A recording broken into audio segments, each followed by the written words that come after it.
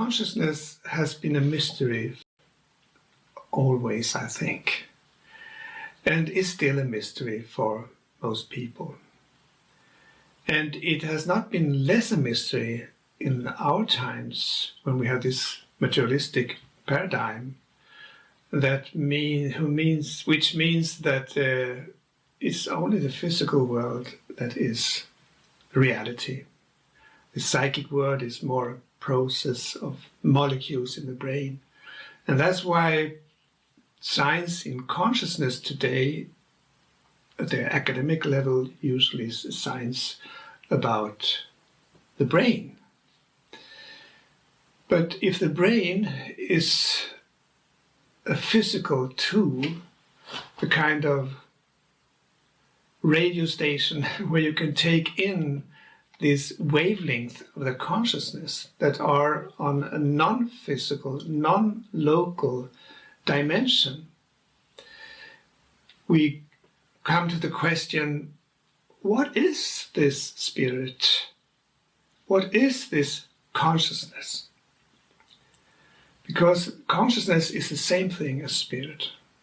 The spiritual world is nothing mystery, not a mystery in one sense. It is our consciousness. And in psychology, we have different descriptions of our psyche, how it is structured and so on.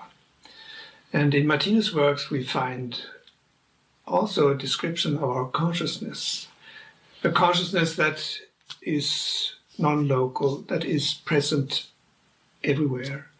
And that's why there also is a divine dimension in life as a totality, the world we look out in, and the world we look out when we look in the stars and so on. All these movements in the universe are an expression of consciousness. So matter derives out of consciousness. And Martinus has for a lot of symbols where he tries to show us through our physical senses, help us to understand what the world is that he sees and other people see outside of the physical realm. And this symbol is one of Martinus' 100 symbols that explains the spiritual world and the laws and principles of life. And this is the living being, and it is divided in 3 parts that we need to know to understand how consciousness is present in our physical body. And the physical body is, in a way, part of the consciousness. It's an expression of consciousness. So the orange circle here symbolizes the physical body. And as we see, it's just a little part of the symbol as a whole. And behind the physical body is our consciousness. And it has 6 different spiritual bodies or aspects of consciousness. And these 6 bodies gives the totality of our consciousness, the way we feel, think, act, move, and so on. And it describes we have instinct with the red, we have energy of gravity or force or explosion that moves everything in the universe, and our thoughts and so on. And we have feeling. We know it, for instance, as compassion and sensing, and we have intelligence with the green color, and we have intuition with the blue color, and we have this light indigo color that is memory. These mental aspects within us is also the forces in nature, in the universe, in everything, in animals, in the planet, and so on. Everything is an expression of consciousness. So if we go back and see here, this is the created world. That's 1/3 of this symbol. And above there we have this center for all the information we gather from lifetime to lifetime. And he describes here we have talent kernels.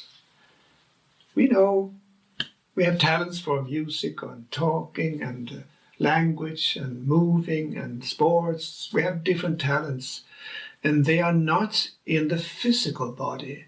They have centers in our spiritual, the super consciousness that is above the physical and the psychic aspects of life, the created part. So here in this eternal part of our consciousness, the super consciousness, we gather all information from lifetime to lifetime. We build talents and we continue to build talents from lifetime to lifetime. And there is a source within us, the eternal aspect. The eternal aspect is the fixed point we experience within us. I was the same looking in the mirror when I was 10 years old, 20 years old, 30 years old, 40 years old, and so on. There's a stillness within every living being, and that is the way we can feel this center within us. It is the eternal part that is present through all movement, through all aging, through all changes. Even in the whole universe, there is a stillness behind everything. So there is no beginning of the universe. Big Bang is just a part of the total change, ongoing change in the universe. There's always been a universe, and we have always been living. We have this eternal life. Everything has an eternal life. Everything has an eternal change. So there's a part of us, our consciousness, in a total, change going on forever. And there is an eternal part that is stillness, and this is a very, very, let's say, very, very interesting element that combines eternity with movement, with change in our psyche, in our body, and around the world. It's the information central, you could say, with all our talents and gifts that we continue from lifetime to lifetime.